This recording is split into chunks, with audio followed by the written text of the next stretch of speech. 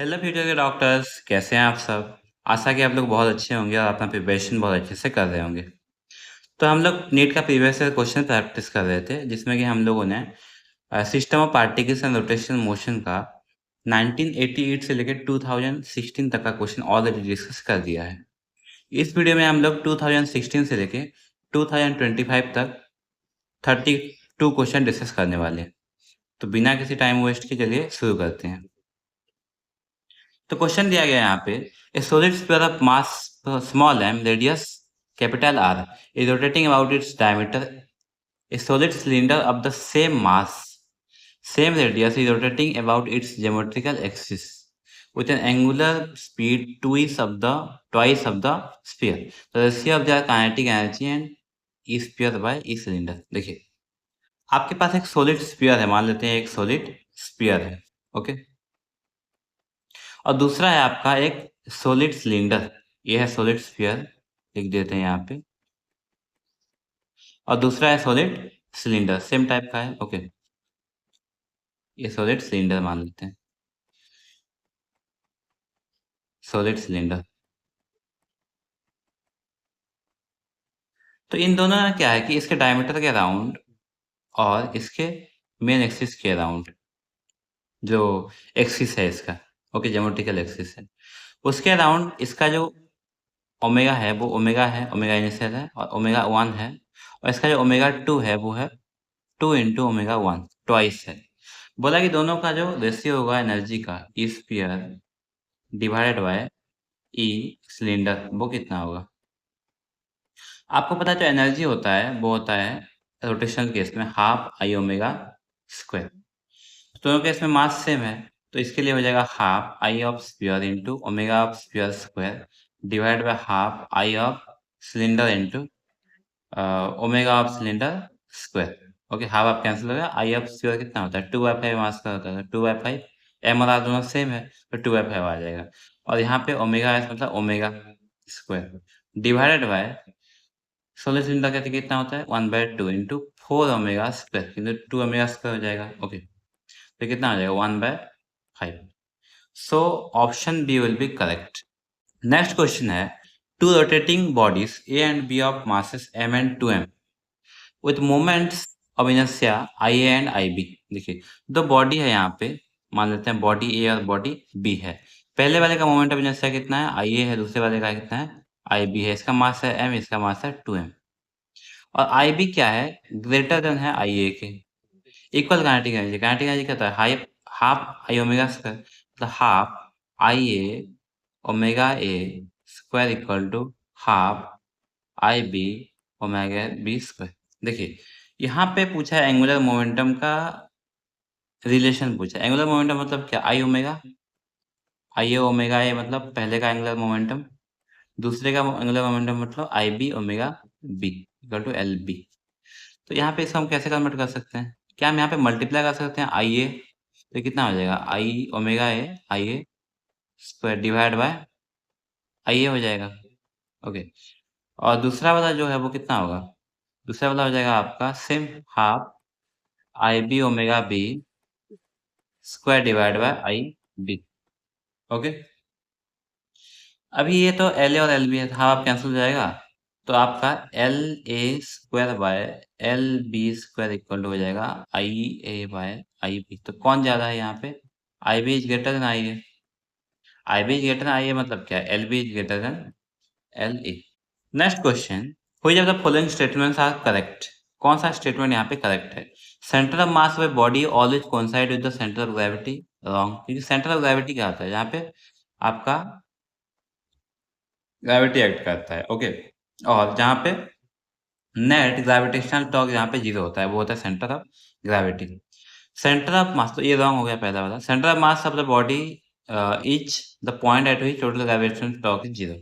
Centre of मास नहीं, ये centre of gravity पे ग्रेविटेशनल टॉर्क 0 होता है, पहले बताया था। दोनों रॉन्ग हो गया।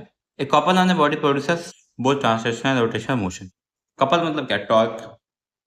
टॉर्क हम देंगे तो क्या होगा? रोटेट करेगा बॉडी। ट्रांसलेशन मोशन नहीं होगा टॉर्क से, टॉर्क है रोटेशन के लिए। फोर्स लगाएंगे तो ऐसे मान लेते हैं एक बॉडी ऐसे है, यहाँ पे ऐसे फोर्स लगाते हैं, तो ये क्या होगा? ऐसे जाएगा। बस हम यहाँ पे ऐसे फोर्स यहाँ पे एफ लगाएँगे, तो क्या होगा? ये रोटेट करेगा ऐसे-ऐसे। यहाँ पे फ्रिक्शन नहीं है तो। ओके, तो वो खाली आपका रोटेशन मोशन प्रोड्यूस करता है। Mechanical advantage greater than 1 means small F can be okay, इसका ज़रूरत नहीं। तो यहाँ पे ऑप्शन क्या दिया हुआ है? ए और ऑप्शन दिया 1 और 2, 2 और 3, 3 और 4, नॉन और अबोव। ओके, तो पहला, दूसरा तो रॉन्ग है, दूसरा, तीसरा भी रॉन्ग है, तीसरा भी रॉन्ग है, तो non of the above will be correct. Okay, two disks of same moment of inertia rotating about their regular axis, passing through center and perpendicular to the plane of disk with angular velocity omega 1 and omega 2. They are brought into contact to face coinciding the axis of rotation. The expression for loss of energy during the process. देखिए, during the process loss of energy बोला है। यहाँ पे दो disc है, दो disc है मतलब मान लेते हैं एक डिस्क है और सिमिलर डिस्क है ये दूसरा। ओके, यहाँ पे क्या बोला है कि दोनों का मोमेंट ऑफ इनर्शिया सेम है, मतलब आई है इसका, या इसका भी आई है। अभी इसका एंगुलर जो वेलोसिटी है वो ओमेगा 1 है, इसका जो है वो ओमेगा 2 है। ओके, तो ऐसा अगर है तो दोनों क्या कर रहे हैं? Passing through the centre perpendicular to the plane with angular velocity omega 1। They are brought into contact face to face coinciding the axis of rotation. अभी हमने दोनों को पास दिया है और एक दूसरे के ऊपर ले लिए कोइंसाइडिंग एक्सिस ऑफ रोटेशन, ऐसे कर दिया हम लोगों ने, मान लीजिए ऐसे इसके ऊपर ही दूसरा। तो अभी इसके ऊपर दोनों एक ही ओमेगा से घूमेंगे, है कि नहीं? तो मान लेते हैं ओमेगा से घूमे, तो इसका मोमेंटम जैसे कितना हो गया? आई प्लस आई 2 आई हो गया। तो अगर मोमेंटम कंजर्व करेंगे एंगुलर मोमेंटम, तो हो जाएगा I omega 1 plus I omega 2 equal to 2 I omega. तो जो फाइनली जो ओमेगा से ये लोग घूमेंगे वो हो जाएगा आपका ओमेगा 1 प्लस ओमेगा 2 बाय 2।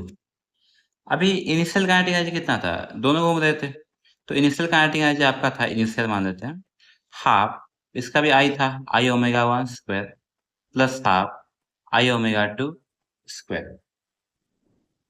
तो यहाँ बताइए कि कितना हो जाएगा? हाफ आई को हम लोग कॉमन ले सकते हैं यहाँ पे, तो ये हो जाएगा omega 1 square plus omega 2 square. अभी जब दोनों साथ में आएंगे तो दोनों एक ही ओमेगा से घूमेंगे, omega omega 1 plus omega 2 by 2, और इनका जो मोमेंट ऑफ इनर्शिया होगा वो आई प्लस आई हो जाएगा। फाइनल काइनेटिक एनर्जी हो जाएगा आपका, हो जाएगा half I plus I omega square. तो कितना हो जाएगा ये? Half 2 I into omega 1 plus omega 2 by 2 whole square. अभी इसमें लॉस कितना होगा? लॉस माइनस कर लो, इनिशियली कितना था माइनस फाइनल, इनिशियली कितना था? हाफ कितना था इनिशियली? इनिशियली आपका था यहाँ पे I omega 1 square plus half I omega 2 square. अब माइनस कर लेते हैं इसको आई, मतलब हाफ, इसको 2 आई हो जाएगा आपका, तो इसको मल्टीप्लाई करेंगे तो आपका हो जाएगा ये 2 इंटू 2 फोल, मतलब 1 बाय 2, तो omega 1 plus omega 2 by 2 loss हो जाएगा। तो इसको आप कैलकुलेट करेंगे तो ये आपका लॉस आ जाएगा, loss in kinetic energy 1 by 4 I. Calculation आप कर लीजिए, क्योंकि देखिए क्वेश्चन मैं सॉल्व करता हूँ, कॉन्सेप्ट बताता हूँ, कैलकुलेशन कैलकुलेशन करना आपका काम है, क्योंकि मैं आपको क्वेश्चन प्रैक्टिस कर रहा हूँ। तो मेरा ये रहता है कि जल्दी से जल्दी कम टाइम में ज़्यादा क्वेश्चन कैसे प्रैक्टिस कर लें, क्योंकि आप कम टाइम देके अगर ज़्यादा क्वेश्चन प्रैक्टिस कर पा रहे हैं, कैलकुलेशन तो आप कर ही लेंगे। कॉन्सेप्ट पता है, क्वेश्चन पता है कैसे करते हैं, बता दूँगा, तो आप इसको खुद ही कर लीजिए, क्योंकि टाइम बहुत इम्पोर्टेंट रहता है यहाँ पे। बिना किसी टाइम लॉस किए मैं सारा क्वेश्चन आपको अच्छे से कॉन्सेप्ट क्लैरिटी के साथ बताऊँगा। बाकी थोड़ा बहुत जहाँ पे लॉन्ग कैलकुलेशन होगा, वो आप खुद ही कर लीजिए। मैं उसमें करने जाऊँगा तो फिर 1-2 मिनट चला जाएगा, तो इससे अच्छा है कि आप खुद ही कर लीजिए। ओके? तो ये आपका आंसर कौन-सा आ जाएगा यहाँ पे? आंसर हो जाएगा आपका A. Next question, a rope is wound around a hollow cylinder of mass जो है 3 kg, radius 40 centimetre, what is the angular acceleration of the cylinder if the rope is pulled with force of 30 newton. यहाँ पे मान लेते हैं एक cylinder है ऐसे, होलो सिलिंडर है। ओके, होलो सिलिंडर है। क्या है ये? होलो सिलिंडर, होलो सिलिंडर है, HOLLOW। और यहाँ पे जो इसका मास है वो कितना है? मास है 3 केजी। रेडियस जो है वो 40 सेंटीमीटर, मतलब रेडियस इक्वल टू सीधा लिख देंगे 0.4 मीटर। यहाँ पे हमने एक फोर्स लगाया, कितना newton? Force equal to 30 newton. तो ये घूमेगा, घूमेगा ना इसके अराउंड। तो क्यों घूम रहा है वो? टॉर्क की वजह से। टॉर्क कहाँ से आएगा? एफ आर आएगा, F into R, F into radius. Okay, तो टॉर्क का इक्वेशन इक्वल टू कितना हो जाएगा? I alpha. अगर इसका मोमेंट ऑफ इनर्शिया इसके अराउंड आई है, अल्फा होगा इसका एंगुलर एक्सेलरेशन। ओके, तो अल्फा का वैल्यू क्या हो जाएगा? F R by I. I क्या होता है होलो सिलेंडर के लिए? एम आर स्क्वायर होता है। ओके, तो एम आर स्क्वायर पुट कर लिए यहाँ पे, कितना हो जाएगा? 30 इंटू 0.4 ना। 0.4 divide by M R square. M कितना है? 3 इंटू आर स्क्वायर, मतलब 0.4 स्क्वायर। ओके, तो इसको आप कैलकुलेट कर लेंगे तो ये आ जाएगा आपका 25 radian per second square. So option B will be correct, I think. हाँ, B will be correct. Okay, next question. The moment of force पूछा है, मतलब टॉर्क पूछा है, टॉर्क। एफ दिया हुआ है और बोला है कि एट दिस पॉइंट अबाउट 2 - 2 - 2। अभी इसको देखिए कैसे करें। जैसे मान लो कि मैं आपको बोला कि ये पॉइंट है यहाँ पे। ओके, यहाँ पे आपको इस पॉइंट पे टॉर्क निकालना है। मान लेते हैं इस पॉइंट पे टॉर्क निकालना है यहाँ पे। तो यहाँ पे देखोगे आपको फोर्स कितना लग रहा है और इसका पोजीशन वेक्टर क्या है। ओके, जैसे मान लीजिए ये 0 0 0 है, मैं टॉर्क निकाल रहा हूँ एक्स वाई जेड पे। तो एक्स वाई जेड पे मैं टॉर्क निकालूंगा तो मैं क्या करूंगा? जो टॉर्क निकालूंगा वो हो जाएगा आपका R cross F. R cross F. R क्या होता है? पोजीशन होता है। जहां पे हम जिस पॉइंट पे हम निकाल रहे हैं माइनस ओरिजिन, इस पॉइंट पे क्या X Y Z, X minus 0 I cap plus Y minus 0 J cap plus Z minus 0 K cap. ये होता है आपका पोजीशन वेक्टर। पोजीशन वेक्टर मतलब जहां पे हम टॉर्क निकाल रहे हैं विद रेस्पेक्ट टू ओरिजिन, मतलब ओरिजिन के आपको माइनस करना है। आप जैसे 10 सेंटीमीटर पे खड़े हैं, तो 10 सेंटीमीटर का मतलब क्या है कि आपने ओरिजिन माना है, मतलब 10 माइनस ओरिजिन। तो आपको कहाँ निकालना है? यहाँ पे निकालना है with respect to about this point, मतलब ये ओरिजिन है, मान लो ये ओरिजिन है। तो इसका पोजीशन वेक्टर क्या हो जाएगा? आर इक्वल टू हो जाएगा आपका दिस माइनस ओरिजिन 2 0 -3 माइनस 2 - 2 - 2। कितना हो जाएगा ये? पोजीशन वेक्टर आपका हो जाएगा, ये तो 0 हो जाएगा पहला वाला। ओके, तो 0 और ये हो जाएगा आपका +2 और ये हो जाएगा -3 +2 माइनस, ये हो जाएगा पोजीशन वेक्टर। तो इसके हिसाब से आप टॉर्क निकाल दीजिए। टॉर्क का फॉर्मूला क्या होता है? R cross F. R cross F पहले भी हमने किया था, ये वाला क्वेश्चन पिछले वीडियो में किया था। तो आर, आप मेन इंपॉर्टेंट चीज यहाँ पे कॉन्सेप्ट क्या है कि आपको पोजीशन वेक्टर क्या लेना है? दिस माइनस दिस लेना है आपको, दिस माइनस दिस लेना है और दिस माइनस दिस लेना है। तो आपको हमेशा अबाउट जो पॉइंट बोला होगा ना, उसको माइनस करना है इससे। अबाउट द पॉइंट मतलब इसको माइनस करना पड़ेगा आपको इससे, समझे? चलिए, चलते हैं नेक्स्ट। इसका जो आंसर आपका हो जाएगा वो हो जाएगा डी। ऐसा कैलकुलेट कर लीजिएगा। Next question. 3 ऑब्जेक्ट्स ए सॉलिड स्फीयर। पहला क्या है लिख देते हैं आप, सॉलिड स्फीयर है, सीधा लिखते जाते हैं तो आसानी होगा। Solid sphere with a thin circular disc. Thin circular disc मतलब सर्कुलर डिस्क मान लेते हैं, सर्कुलर डिस्क। सी क्या है आपका? सर्कुलर रिंग है, रिंग मान लेते हैं इसको।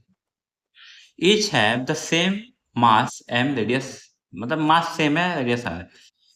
दे all spin with the same angular velocity omega.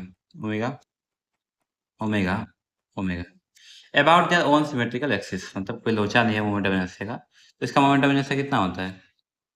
आई हो जाएगा आपका सॉलिड स्फीयर के लिए 2/5 मास स्क्वायर। इसका कितना होता है? सर्कुलर डिस्क के लिए हाफ एम आर स्क्वायर हो जाता है और इसका कितना हो जाएगा? एम आर स्क्वायर हो जाएगा। मतलब कौन सा ज़्यादा होगा यहाँ पे, इसको कन्वर्ट करते हैं, यहाँ पे लिख सकते हैं 2 5 4/10 इसको कर सकता हूँ। कंपैरिजन करने के लिए हमको इसको सेम करना पड़ेगा। तो ये हो जाएगा 5/10 एम आर स्क्वायर और ये हो जाएगा आपका 10/10 एम आर स्क्वायर। तो किसका ज़्यादा है सबसे? सबसे ज़्यादा रिंग का, उसके बाद है डिस्क का, उसके बाद है सबसे कम है सॉलिड स्फीयर का। The amount of work done required to bring them to rest. देखिए वर्क डन क्या होता है? चेंज काइनेटिक एनर्जी, मतलब final kinetic energy rest and sense kinetic energy. Okay, तो इसका मतलब जो वर्क डन हो जाएगा वो प्रोपोर्शनल हो जाएगा काइनेटिक एनर्जी के। जितना ज़्यादा काइनेटिक एनर्जी उसका उसको उतना ज़्यादा वर्क डन करना पड़ेगा उसके ऊपर, उसको रेस्ट में लाने के लिए। मतलब काइनेटिक एनर्जी जिसका ज़्यादा होगा, उसका काइनेटिक एनर्जी ज़्यादा मतलब वर्क डन भी ज़्यादा करना पड़ेगा। अब काइनेटिक एनर्जी का फ़ॉर्मूला क्या होता है? Half I omega square. तो ओमेगा तो सबके लिए सेम है ना, तो kinetic energy will be directly proportional to I. किसका आई सबसे ज़्यादा है? सी का। तो सी का वर्क ज़्यादा होगा, देन बी का होगा, देन हो जाएगा आपका ए, हो जाएगा किसका? ए। तो option A will be correct. आ गया ना? मज़ा आया कि नहीं ये बताओ? मज़ा आया तो आ जाएगा, मज़ा नहीं आया तो भी आ जाएगा। चलो आगे चलते हैं, मज़ा कर रहा था। सो option A will be correct here. Next question, a solid sphere, a solid sphere, rotating freely about symmetrical axis in space. The radius of the sphere is increased, keeping the mass same. Radius को बढ़ाया गया, मास को same रखा गया।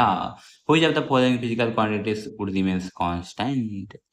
अगर आप इसको freely move कर रहे हैं स्फीयर और आपका रेडियस बढ़ा रहे हैं तो क्या होगा?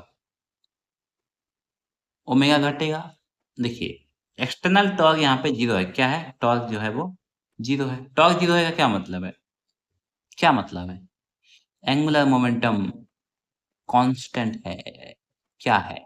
एंगुलर मोमेंटम कांस्टेंट है। सो option D will be correct. Option D will be correct. Next question पे चलते हैं। बढ़िया क्वेश्चन दिया गया यहाँ पे, मजा आ जाएगा देख के इसको। A solid sphere is in rolling motion. In rolling motion, a body possesses translational kinetic energy kT. Translational kinetic energy कितना है? kT. As well as rotational kinetic energy kr. The ratio of kT and kT plus kr. देखिए क्या है? Solid sphere है तो पहले लिखो यहाँ पे सोलिड स्फीयर। सोलिड स्फीयर का मतलब क्या है? मोमेंट ऑफ इनर्शिया कितना होता है? I इक्वल टू होता है 2/5 mr²। और इसका काइनेटिक एनर्जी कितना हो जाएगा? काइनेटिक एनर्जी बताइए आप। जो ट्रांसलेशन काइनेटिक एनर्जी हो जाएगा वो जाएगा हाफ एम बी स्क्वायर, तो होता ही है। रोटेशन काइनेटिक एनर्जी होता है हाफ आई ओमेगा स्क्वायर होता है। यहाँ पे हाफ आई मतलब एम आर स्क्वायर 2/5, मतलब 2/5 आ जाता है और एम बी स्क्वायर आ जाता है, एम बी स्क्वायर आ जाता है, तो जाता है 2/5 into half M B square. Okay ठीक है। तो यहाँ पे बोला है के टी प्लस के आर। अब के टी कितना है भाई साहब? बताइए कितना है? हाफ एम बी स्क्वायर है। और के टी प्लस क्या बोला है? अब के टी प्लस क्या मतलब हाफ एम बी स्क्वायर, हम लोग कॉमन ले लेते हैं यहाँ पे। 1 प्लस 2/5, तो कितना आ जाएगा ये? तो ये आपका आ जाएगा K T plus K R. Half M B square cancel हो जाएगा, तो 1/2/5 7/5 5/7। सो यहाँ पे आपका ऑप्शन जो बी है वो करेक्ट हो जाएगा। ओके चलते हैं नेक्स्ट क्वेश्चन पे। A solid cylinder of mass 2 kg and radius 50 cm rolls up an inclined plane, angle of inclination 30 degree. The center of mass of the cylinder has speed 4 meter per second. The distance traveled by the cylinder under the inclined surface. देखिए क्या बोला है यहाँ पे? पहले हम लोग inclined plane एक ड्रॉ कर देते हैं यहाँ पे। देखिए ऐसे एक inclined प्लेन है मान लेते हैं। ओके तो inclined प्लेन ऐसे सीधा है, थोड़ा टेढ़ा ले लिया है, ये 90 डिग्री होगा। ओके तो एक सॉलिड सिलेंडर था यहाँ पे 2 kg का, लिख देते हैं जो भी है। सॉलिड सिलेंडर 2 केजी का था, मास इक्वल टू 2 केजी, और रेडियस कितना था उसका? 0.5 50 centimetre 0.5 metre. Rolls up an inclined plane at an angle of inclination 30 degree. Angle of inclination मतलब यहाँ पे था ये। Okay the centre of mass का जो स्पीड है वो कितना है? 4 मीटर पर सेकेंड इनिशियली यहाँ पे। तो वो कितना ऊपर जाके रुक जाएगा? यहाँ पे रुक जाएगा। तो मान लेते हैं ये h हाइट जाके ऊपर रुक गया, तो ये थीटा होगा ना, तो ये कितना हो जाएगा? ये हो जाएगा आपका एल हो जाएगा ना, एच बाय साइन थीटा, मतलब एच इक्वल टू कितना हो जाएगा? L sine theta. तो यहाँ पे अगर यहाँ से यहाँ तक जाएगा, देखिए यहाँ से अगर यहाँ तक जाएगा तो जो इसका जो काइनेटिक एनर्जी है, टोटल काइनेटिक एनर्जी वो कन्वर्ट हो जाएगा आपका ग्रेविटेशन पोटेंशियल है क्योंकि यहाँ पे फाइनली स्टॉप हो जाएगा। ओके, तो यहाँ पे क्या हो जाएगा, M G H equal to कितना हो जाएगा, हाफ, जो सॉलिड सिलेंडर है ना, तो half M B square plus half I omega square. Cylinder के लिए हाफ आई ओमेगा स्क्वायर का वैल्यू होता है ए बाय 1/2, मतलब 1/4 हो जाएगा। तो M G H equal to हो जाएगा आपका 1/2 M B square plus 1/4 M B square. M G H equal to 1/2 M B square हम लोग कॉमन ले सकते हैं, तो यहाँ पे 1 प्लस 1/2 मतलब 3/4 हो जाएगा, एम एम कैंसिल हो जाएगा। तो क्या निकालना है हमें यहाँ पे, हाइट, एच कितना हो जाएगा यहाँ पे, जब 3/4 बाय जी, अब इसका भी तो है यहाँ पे, भी इसका हो जाएगा यहाँ पे 1.2 मीटर आना चाहिए। एच अगर 1.2 होगा तो आपका जो एल है वो कितना हो जाएगा, 2.4। Next question, A disk of radius 2 meter and mass जो है वो 100 kg है, rolls on a horizontal floor. Its center of mass has speed 20 centimeter per second. How much work is needed to stop it? Simple बात है यहाँ पे। Radius दिया हुआ है डिस्क का, डिस्क मतलब ऐसे है डिस्क, रेडियस इसका कितना दिया हुआ है 2 मीटर, मास कितना दिया हुआ है 100 kg, रोल हो रहा है। इट्स सेंटर ऑफ मास है स्पीड, सेंटर ऑफ मास का स्पीड कितना है 20 सेंटीमीटर पर सेकंड, मतलब 0.2 मीटर पर second. How much work is done to stop it, तो इसका टोटल एनर्जी कितना है, टोटल एनर्जी है आपका half M B square 1 plus K square by R square ना, हाफ आई ओमेगा स्क्वायर को ऐसे लिख सकते हैं।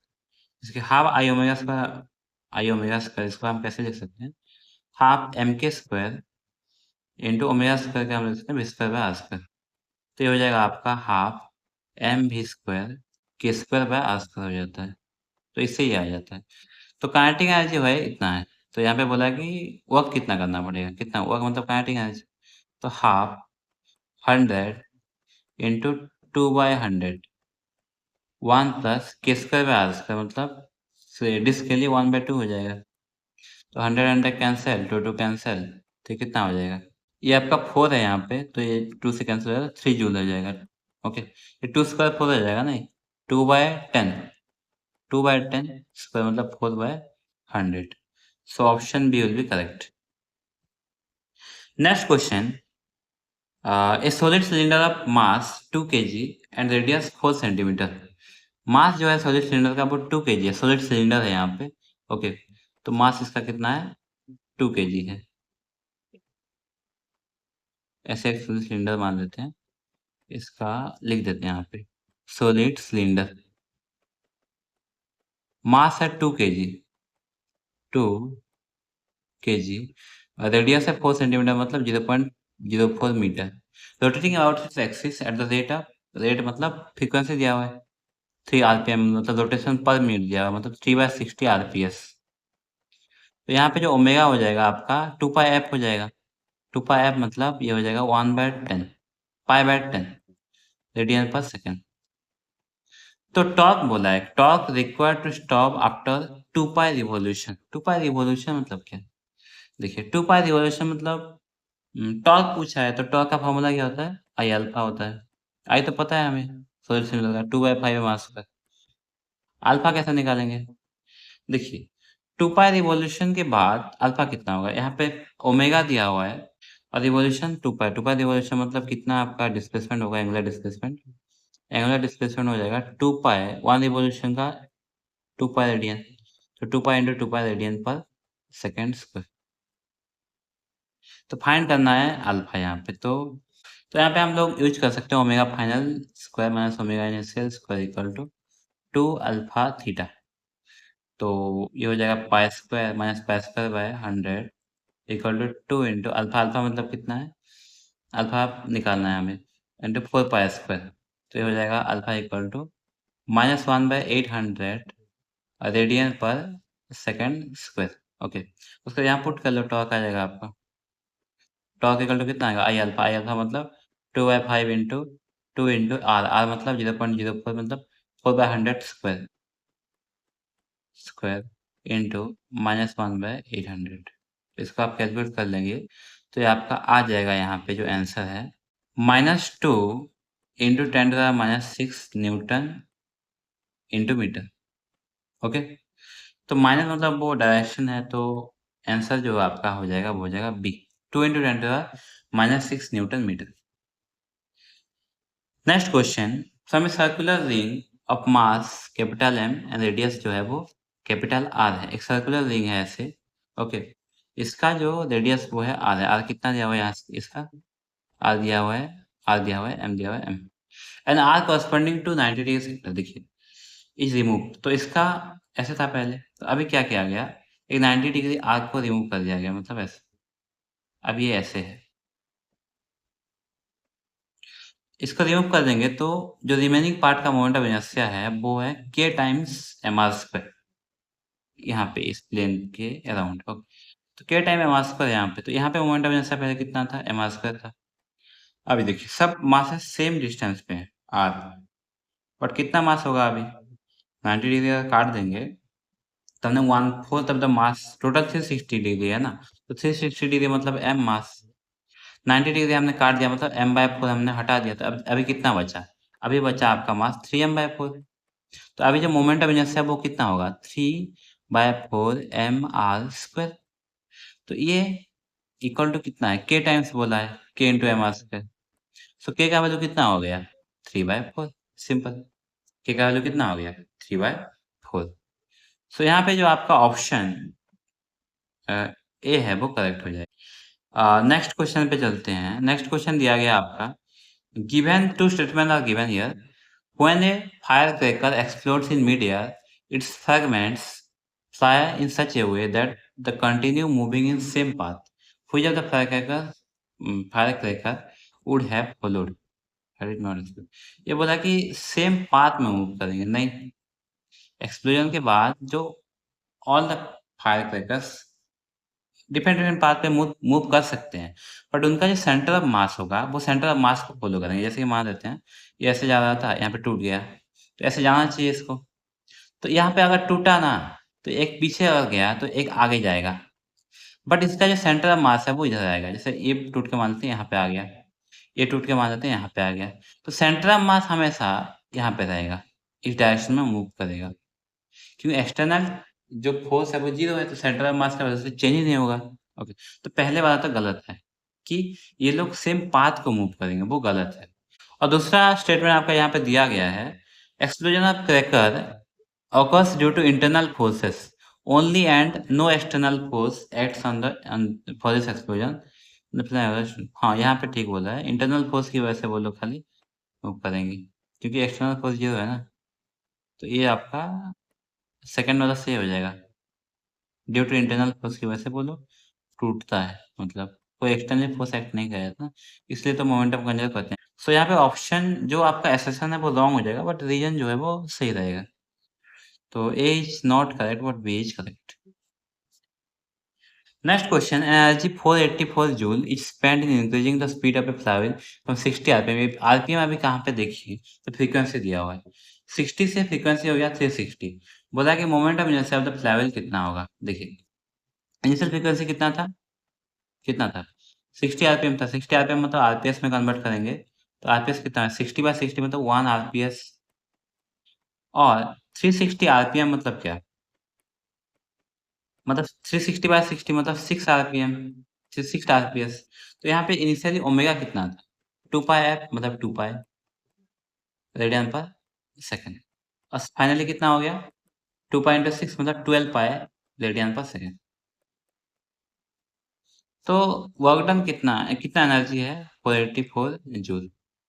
तो इसका मोमेंटम इनर्शिया कितना होगा, एनर्जी क्या होता है, देखिए चेंज हुआ ना आपका ओमेगा, तो जो एनर्जी स्टोर्ड होगा वो कितना हो जाएगा, 484 equal to half I omega final square minus omega initial. तो फ्लाईव्हील बोला है, मतलब कि रिंग टाइप का स्ट्रक्चर है, रिंग का मोमेंटम इनर्शिया कितना होता है, मतलब हम सीधा मोमेंटम इनर्शिया ही फाइंड करने के लिए बोला है। अगर मास फाइंड करने के लिए बोलता तो हम हाफ एम आर स्क्वायर हम लोग रखते। ओमेगा फाइनल कितना है, 12 pi square minus pi square, 2 pi square. तो ये हो जाएगा आपका I equal to 484 into 2 divided by 140 pi square. इसको आप लोग पुट करेंगे तो आपका आंसर यहाँ पे निकल के आ जाएगा 0.7 kg मीटर स्क्वायर। ओके, तो 0.7 मतलब आपका option B will be correct. Next question पे चलते हैं। The ratio of the radius of gyration of the thin uniform disc, uniform disc बोला है, और about an axis passing through its centre and normal to its plane, okay, to the radius of gyration of the disc about its diameter. यहाँ पे पहला आपका uniform disc बोला है, एक यूनिफॉर्म डिस्क दिया हुआ है यहाँ पे। यूनिफॉर्म डिस्क दिया हुआ है मतलब क्या? ऐसे एक डिस्क दिया हुआ है, ओके, तो इसका मोमेंट ऑफ इनर्शिया ऐसा देखिए, डिस्क है तो ऐसा रहेगा। पहले केस में इसका रेशियो पूछा है कि moment of inertia normal to the surface यहाँ पे कितना होगा, जिसका m²/2 होता है, मतलब हाफ m² होता है। तो यहाँ पे जो आपका k² का वैल्यू होता है, k²/r² का वैल्यू होता है 1/2। तो रेडियस ऑफ gyration जो होता है वो होता है 1/√2r। अब दूसरे केस में बोला है कि अबाउट इट्स डायमीटर बोला है, मतलब डायमीटर मतलब ऐसे, तो आधा हो जाएगा। तो यहाँ पे हो जाएगा k²/r² का वैल्यू, क्योंकि यहाँ पे आई जो होता है डायमीटर के अराउंड वो होता है 1/4। तो यहाँ पे सीधा लिख देंगे हम लोग 1/4√r, 1/4। तो यहाँ पे k का वैल्यू हो जाएगा 1/4r। तो k1/k2 कितना हो गया? 1/2 डिवाइड बाय 1/4 तो यहाँ पे आ जाएगा आपका √2:1 हो जाएगा। So option B will be correct. Next question दिया गया है कि आपका जो टू ऑब्जेक्ट्स दिया हुआ है, masses 10 kg and 20 kg respectively are connected to a ends of rigid rod of 10 metre. rigid rod दिया हुआ है with negligible mass, मतलब एक रॉड है जिसका negligible mass है, ऐसे negligible mass है। इसमें दो ऑब्जेक्ट्स कनेक्टेड है, मान लेते हैं यहाँ पे कनेक्टेड है और यहाँ पे कनेक्टेड है, ठीक है। तो इन दोनों का जो मासेस है वो इसका कितना मास है? 10 kg मास है, और दूसरे वाले का कितना है? ये है 20 kg। ये रॉड है जो वो मासलेस है। मासलेस मतलब इसका ना मोमेंट ऑफ इनर्शिया आएगा, ना फोर्स आएगा, ना कुछ आएगा, कुछ भी नहीं आएगा इसका। मासलेस रॉड है, okay, just connected. The distance of centre of mass of the system from the टेम, मतलब यहाँ पे पूछा है ना, यहाँ से पूछा है सेंटर ऑफ मास का डिस्टेंस, तो इसको हम लोग ओरिजिन कंसिडर करते हैं। इसको ओरिजिन कंसिडर करेंगे तो सेंटर ऑफ मास का फॉर्मूला क्या होता है? Distance of centre of mass का formula, X centre of mass, क्योंकि एक्स डायरेक्शन में पूछा गया है, मान लेते हैं एक्स डायरेक्शन, तो m1 x1 plus Y direction में पूछा होता है तो m1 y1 m2 y2 plus m1 plus m2 हम लोग करते हैं। खाली एक्स डायरेक्शन में पूछा गया, तो ये हो जाएगा 10। इसका डिस्टेंस कितना है यहाँ से? 10 यहाँ पे ही है तो 10 लिख देते हैं, ये 0 हो जाएगा। प्लस 20 कितना डिस्टेंस पे? रोड का लेंथ जितना है, रोड का लेंथ कितना है? 10 मीटर है ना, जो 10 into 20 into 10 divided by 10 plus 20, 200/30 मतलब 20/3। 20/3 मीटर पे आपका जो सेंटर ऑफ मास को रहेगा, यहाँ पे मान लेते 20/3 पे, okay, centre of mass. So option आपका जो बी हो जाएगा वो यहाँ पे करेक्ट हो जाएगा। नेक्स्ट क्वेश्चन दिया गया है, the angular speed of A fly wheel moving with uniform angular acceleration. Uniform angular acceleration मतलब एंगुलर एक्सेलरेशन है वो चेंज नहीं हो रहा है, okay, uniform angular acceleration changes from 1200 RPM दिया हुआ है, अगेन आरपीएम दिया हुआ है, तो इसका मतलब फ्रीक्वेंसी दिया हुआ है। In 16 second the angular acceleration alpha क्या होता है?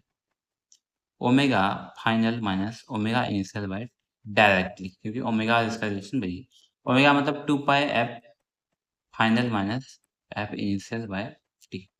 एफ कितना दिया हुआ है? आरपीएम दिया हुआ, तो उसको कन्वर्ट कर लिया, तो ये हो जाएगा आपका 3120/60 माइनस 1200/60। 60 क्यों डिवाइड कर रहे हैं? क्योंकि आरपीएम को हम डायरेक्टली आरपीएस में कन्वर्ट कर रहे हैं, इसीलिए, ओके, कंफ्यूज मत होइएगा। तो यहाँ पे इसको कैलकुलेट करेंगे हम लोग, तो आपका जो अल्फा हो जाएगा वो कितना हो जाएगा? तो अल्फा का वैल्यू यहाँ पे आ जाएगा 4 pi radian per second square. So option B will be correct.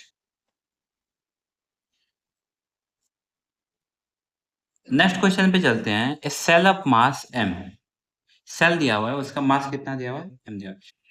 Etch at initial rest, initially वो रेस्ट पे था, मान लेते हैं एक सेल यहाँ पे है, कैसे सेल तो ऐसे होगा ना, जैसे भी है सेल है, वो रेस्ट पे था इनिशियली, रेस्ट u = 0। इसका मास मान लेते हैं m है, यहाँ पे 2:2:1 पे एक्सप्लोड किया मतलब 5m मास मान लेते हैं। तो एक हो गया आपका 2m, दूसरा हो गया आपका 2m, तीसरा हो गया आपका m एक्सप्लोड करने के बाद। इक्वल मास लाया अब along परपेंडिकुलर डायरेक्शन। ये ऐसे गया, ये ऐसे गया, मान लीजिए ये ऐसे गया। Mutually perpendicular direction of velocity v and the speed of third. देखिए, after the initial before the collision और बिफोर द एक्सप्लोजन जो एंगुलर मोमेंटम है वो सॉरी जो नॉर्मल मोमेंटम है वो जीरो है। तो आफ्टर द कोलिजन भी मोमेंटम जीरो होना चाहिए। तो आफ्टर द कोलिजन मोमेंटम होना चाहिए आपका p1 plus p2 plus p3, ये जीरो होना चाहिए। p1 जो मोमेंटम है वो इसका है, p2 इसका है, p3 इसका है। तो देखिए यहाँ पे p3 को मैं क्या लिख सकता हूँ, माइनस p1 प्लस p2, है कि नहीं। तो P1 और P2 परपेंडिकुलर डायरेक्शन है तो P3 हो जाएगा आपका P1 square plus P2 square root, क्योंकि इन दोनों का हम यहाँ पे बोल सकते हैं ना कि जो P3 है वो रिजल्टेंट है P1 और P2 का, और P1 और P2 परपेंडिकुलर है और माइनस लगा हुआ है।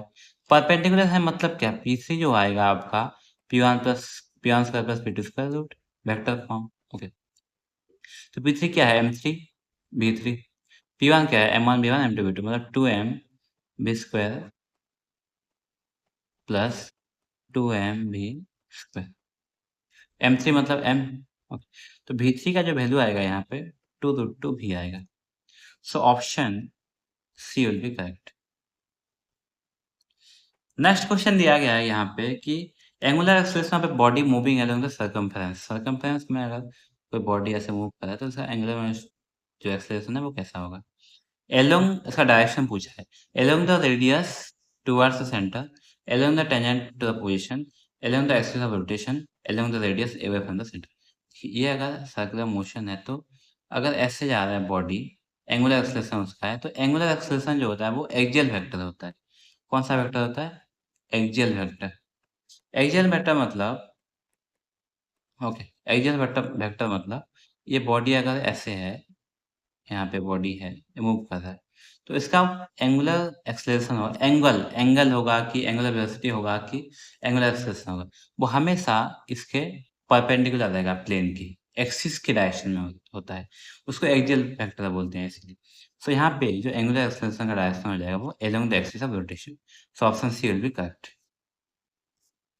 नेक्स्ट क्वेश्चन दिया गया है, the ratio of radius of gyration of the solid sphere of mass and radius r about its own axis to the radius of gyration of the thin hollow sphere of same mass and radius r। देखिए, दो cases यहाँ पे दिया गया है कि पहला आपका सॉलिड स्फीयर है और दूसरा आपका होलो स्फीयर है। तो आपका जो पहला है वो सॉलिड स्फीयर है, सॉलिड स्फीयर, और दूसरा आपका क्या है, होलो स्फीयर। इस केस में कितना होगा आपका radius of gyration, 2/5 root R, इस केस में 2/3 रूट आर, सॉरी ये है। तो इसका रेशियो कितना हो जाएगा, 2/5 आर डिवाइड बाय 2/3 आर। तो आंसर आपका हो जाएगा √3/√5, बट √3/√5 तो ऑप्शन में नहीं है, तो ऑप्शन आपका none of the above correct हो जाएगा। Option D will be correct. Next question आपका है, a constant torque of 100 newton metre turns a wheel of moment of inertia this metre square है about the axis passing through the centre starting from rest angular velocity after 3 second.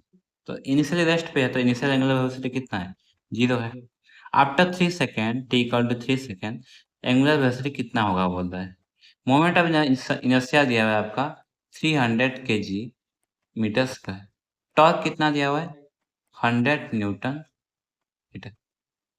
पूछा गया कि इसका angular velocity after 3 second. अब इसको find कैसे करेंगे, देखिए इनिशियली आपका रिलेशन है omega final equal to omega initial plus alpha T, है कि नहीं। तो ओमेगा फाइनल जो होगा वो कितना होगा 0 प्लस अल्फा टी, अल्फा मतलब अल्फा इंटू टी, टी मतलब 3 सेकंड। अल्फा कितना दिया हुआ है अल्फा कैसे आएगा? अल्फा आएगा आपका टॉर्क बाय आई, है कि नहीं? टॉर्क कितना है? 100 बाय आई दिया हुआ है 300, मतलब 1/3। यहाँ पे 1/3 पुट कर दो, 1/3 इंटू 3, ये हो जाएगा आपका 1 रेडियन पर सेकेंड। तो आपका जो एंगुलर वेलोसिटी आएगा वो 1 रेडियन पर सेकेंड आ जाएगा। कितने सेकंड के बाद? 3 सेकंड के बाद। So option A will be correct. Next question दिया गया है कि two particles A and B initially at rest move towards each other under the mutual attraction instant speed. देखिए यहाँ पे इनिशियल रेस्ट पे था ना, तो इनिशियल सेंटर ऑफ मास 0 था। अभी स्पीड ऑफ सेंटर ऑफ मास, देखो वो दोनों अगर ऐसे हैं, दोनों आपस में ऐसे आ रहे हैं एक दूसरे की तरफ म्यूचुअल फोर्स की वजह से, म्यूचुअल फोर्स ऑफ अट्रैक्शन की वजह से, अट्रैक्शन। तो म्यूचुअल फोर्स ऑफ अट्रैक्शन की वजह से आ रहे हैं, तो एक्सटर्नल फोर्स तो 0 है। एक्सटर्नल फोर्स क्या है? 0 है। एक्सटर्नल फोर्स 0 है, तो सेंटर ऑफ मास का जो वेलोसिटी है वो चेंज नहीं होगा। तो सेंटर ऑफ मास का वेलोसिटी जो है वो इनिशियली 0 था, अभी भी वो 0 हो जाएगा। Okay, so option B will be correct.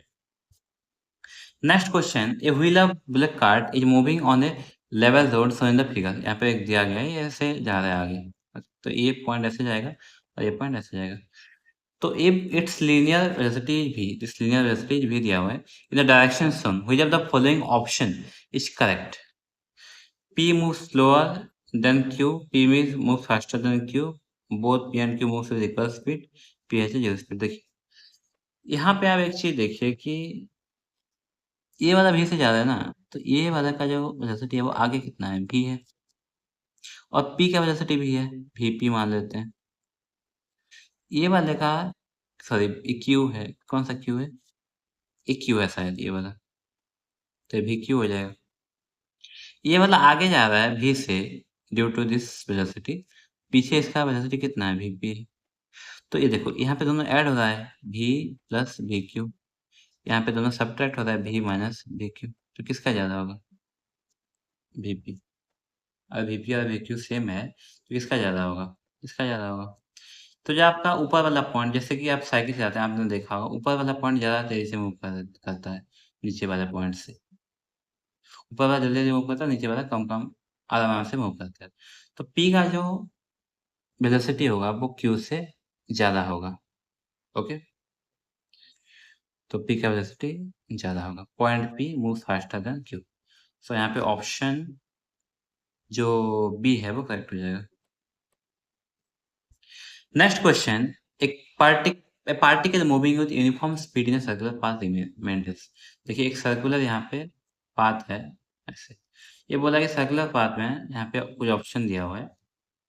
अगर यूनिफॉर्म स्पीड से, स्पीड अगर यूनिफॉर्म है, स्पीड क्या है?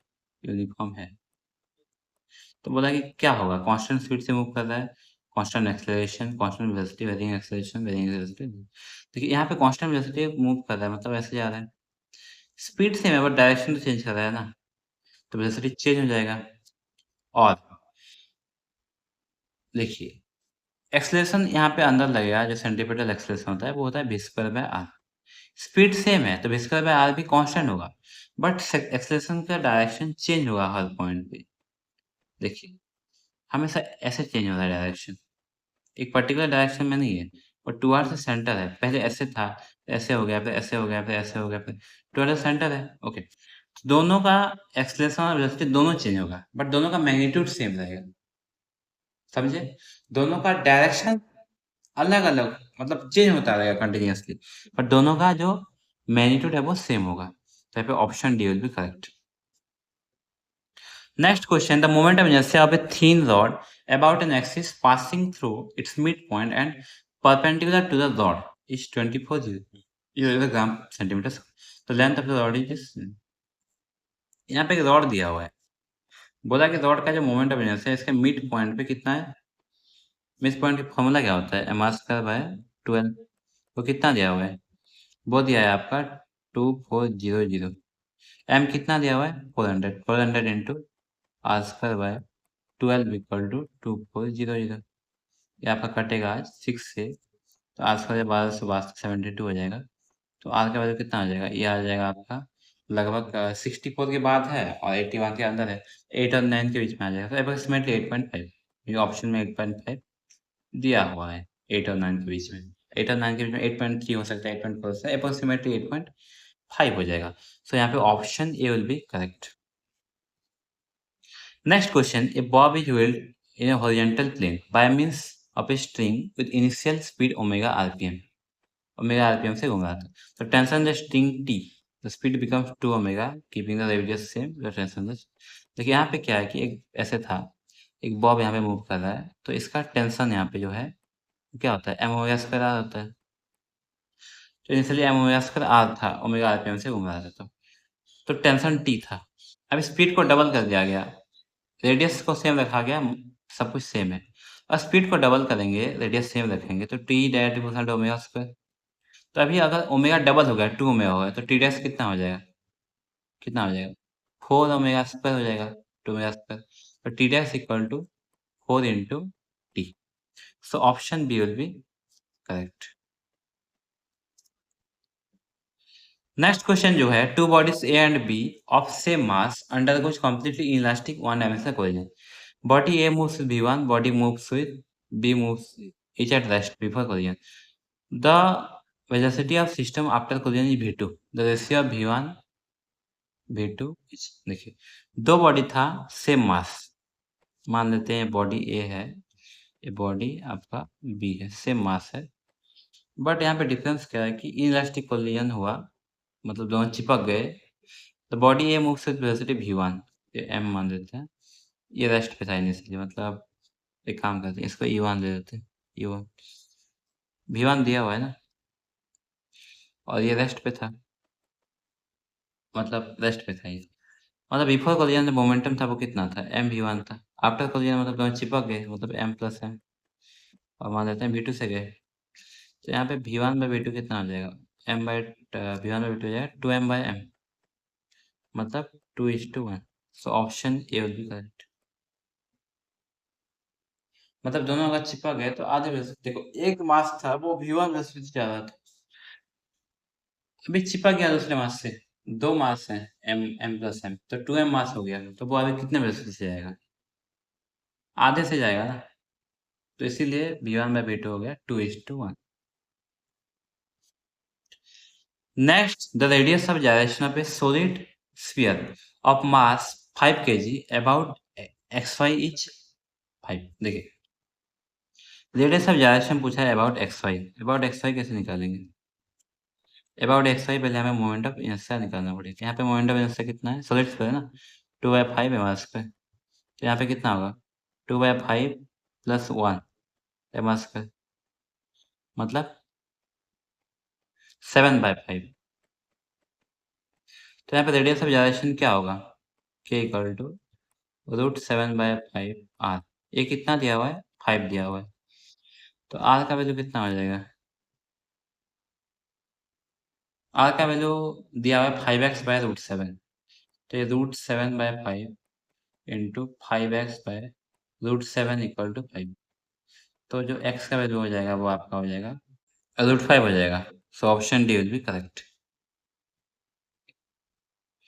नेक्स्ट क्वेश्चन दिया गया है, a uniform rod of mass 20 kg and length 5 metre leans against a smooth vertical wall making an angle 60 degree with it. देखिए यहाँ पे क्या बोला है, यहाँ पे बहुत अच्छा क्वेश्चन है 2025 का, क्योंकि 2025 में बहुत अच्छा क्वेश्चन आया था, आपको पता है, तो ये भी बहुत अच्छा क्वेश्चन है। मान लेते हैं ये आपका ग्राउंड है, ओके ग्राउंड है, ये आपका वॉल है, मान लेते हैं आपका वॉल, मान लेते हैं एक रॉड है वो ऐसे है, ओके ऐसे है रॉड। तो यहाँ पे बोला गया कि ये जो एंगल बना रहा है ना यहाँ से वर्टिकल से, वो है 60 डिग्री, और ये इसका लेंथ जो है वो 5 मीटर है। ध्यान से देखिए क्वेश्चन को, मास कितना है 20 केजी, मतलब 20 केजी जो है वो आपका एक्ट करेगा यहाँ पे, यहाँ पे एक्ट करेगा 20 केजी बीच में, 20 मतलब 200 न्यूटन। तो यहाँ पे ये हो गया, the other end rest on a rough horizontal floor, यहाँ पे रेस्ट पे है, रेस्ट क्यों पे है, okay the friction force that ejects on the rod, क्योंकि यहाँ पे फ्रिक्शन लग रहा है यहाँ पीछे की डायरेक्शन, इसलिए रेस्ट पे। तो बोला है कि आपका फ्रिक्शन कितना होगा, तो इसको देखिए, इसको करने का एक तरीका है, रॉड रेस्ट पे है, ओके रॉड रेस्ट पे है मतलब रॉड रोटेट नहीं कर रहा है। रॉड अगर रोटेट नहीं करेगा तो इस पॉइंट पे जो आपका रोटेशन है वो 0 हो जाएगा। नेट टॉर्क क्या होना चाहिए? 0 होना चाहिए नेट। नेट टॉर्क मतलब देखिए क्या-क्या फोर्सेस लग रहा है। यहाँ पे नॉर्मल लग रहा है ऐसे, मान लेते हैं n है। यहाँ पे n1 मान लेते हैं, इसको n2 मान लेते हैं। नॉर्मल लग रहा है और फ्रिक्शन लग रहा है, mg लग रहा है, ये है। तो नेट टॉर्क यहाँ पे 0 कर लेते हैं। नेट टॉर्क 0 करेंगे तो क्या होगा? नेट टॉर्क किस-किस की वजह से आ रहा है? n1 की वजह से आ रहा है नेट टॉर्क, इसकी वजह से, फ्रिक्शन की वजह से और 200 की वजह से। तो देखिए n1 ऐसे लग रहा है, तो ये क्या होगा? ये अगर 60 डिग्री है, ये 30 डिग्री है। ये 30 डिग्री है, तो ये भी 30 डिग्री होगा। तो हो जाएगा n1 cos 30। ओके? फ्रिक्शन ऐसे लग रहा है, तो friction perpendicular to the normal लेंगे ना, परपेंडिकुलर टू द लाइन लेंगे, ये लाइन, ताकि आसानी होगा निकालने में। तो ये क्या होगा? ये 60 है, 30 है, 60। एब cos 60, 30, 60, cos 60। ओके? अब ये 200 लग रहा है, तो इस डायरेक्शन में कितना आएगा? 60, 30। तो यह हो जाएगा आपका 200 cos 30। मतलब इसको हम बोल सकते हैं कि कैसे फोर्सेस वगैरह एक्ट कर रहा है। देखिए, ये आपका यहाँ पे निकालना है, तो ऐसे है। ऐसे लग रहा है आपका n1 cos 30, cos 30 मतलब √3/2, तो n1 √3/2। इस डायरेक्शन में लग रहा है फ्रिक्शन, क्योंकि ये वाला कैंसिल हो जाएगा, तो f cos 60 मतलब f/2। यहाँ पे लग रहा है आपका mg 200 cos 30, cos 30 मतलब √3/2 मतलब 100 √3, और यहाँ पे आपका टॉर्क 0 होगा। तो ये लेंथ है 2.5 और टोटल लेंथ जो है वो 5 है। तो नेट टॉर्क 0 करेंगे तो इसको कैसे करेंगे? नेट टॉर्क 0 करते हैं। नेट टॉर्क 0 करेंगे तो क्या आएगा? इक्वेशन हो जाएगा यहाँ पे यहाँ कितना लग रहा है? n√3/2 मतलब n1 √3/2 इंटू 5। ओके, देखो ये इधर रोटेट कर रहा है, ऊपर ऊपर रोटेट कर रहा है, और जो आपका यहाँ पे 100 √3 और f/2 है वो इसको नीचे लेने की कोशिश कर रहा है, n1 ऊपर लेने की कोशिश कर रहा है। तो ये इक्वल टू ये हो जाएगा। ओके, f/2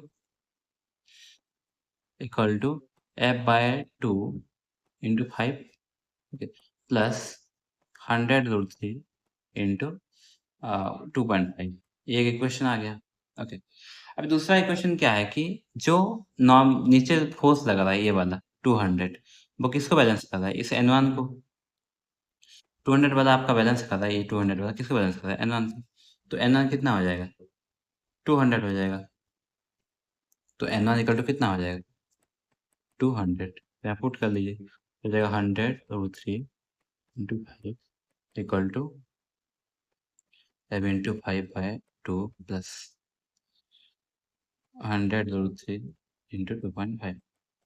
तो यहाँ पे इसको कैलकुलेट कर लिया तो f का वैल्यू आपका आ जाना चाहिए यहाँ पे 100 √3 न्यूटन। तो देखा हमने पहले यहाँ पे क्या किया, नेट टॉर्क को 0 किया at a point, this point पे। उसके बाद हमने फोर्स को इक्वेट किया, उसके बाद हमारा आंसर आया। So option D will be correct. बहुत अच्छा क्वेश्चन था ये। Okay, the sun rotates around its centre once in 27 days. Okay, what will be the time period of revolution the center sun will to expand twice of its current radius without any external influence?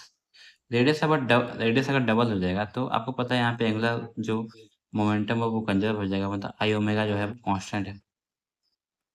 तो आई omega मतलब क्या? आई into 2π/t और constant. आई मतलब M R square, मतलब r² / t equal to constant. M R square और 2/5 M R square जितना भी होगा, but directly proportional to R square होगा ना। But time is directly proportional to R square, मतलब t1/t2 equal to r1² / r2², मतलब 227/t2 equal to, पहले radius कितना था? आर था मान लेते हैं, फिर डबल हो गया मतलब 4r हो गया ना, ट्वाइस सब its radius. t2 equal to हो जाएगा 108 days. So option B will be correct. Next question है, a sphere of radius r is cut from a larger solid sphere of radius 2r, so in the figure the ratio of moment of inertia of the smaller sphere to that of rest of the part. बोला कि ये smaller sphere हमने जो काटा उसका moment of inertia यहाँ पे minus remaining part का मोमेंट ऑफ इनर्शिया यहाँ पे, उसका रेशियो पूछा है। देखिए इस पेयर में जो है, मान लेते हैं इसका जो मास है वो मान लेते हैं, देखिए ये आपका 2r है लेंथ, तो इसका मास मान लेता हूँ मैं